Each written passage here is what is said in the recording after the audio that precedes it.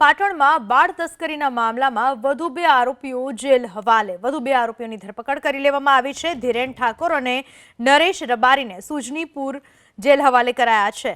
Remand રજૂ થતા બે આરોપીઓને કોર્ટમાં રિમાન્ડ પૂરા થતા બે આરોપીઓને કોર્ટમાં રજૂ કરાયા હતા।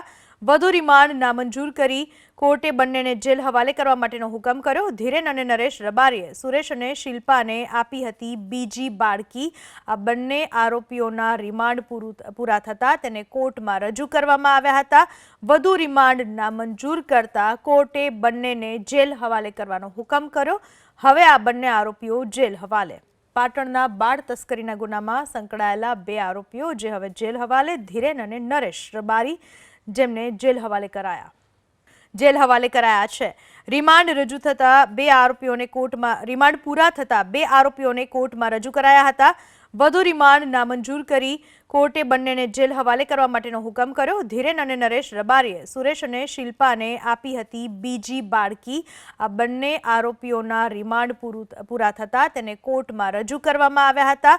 વધુ રિમાન્ડ નામંજૂર કરતા કોર્ટે બંનેને જેલ હવાલે કરવાનો હુકમ કર્યો। હવે આ બંને આરોપીઓ જેલ હવાલે। પાટણના બાળ તસ્કરીના ગુનામાં સંકળાયેલા બે આરોપીઓ જે હવે જેલ હવાલે, ધીરેન અને નરેશ રબારી, જેમને જેલ હવાલે કરાયા।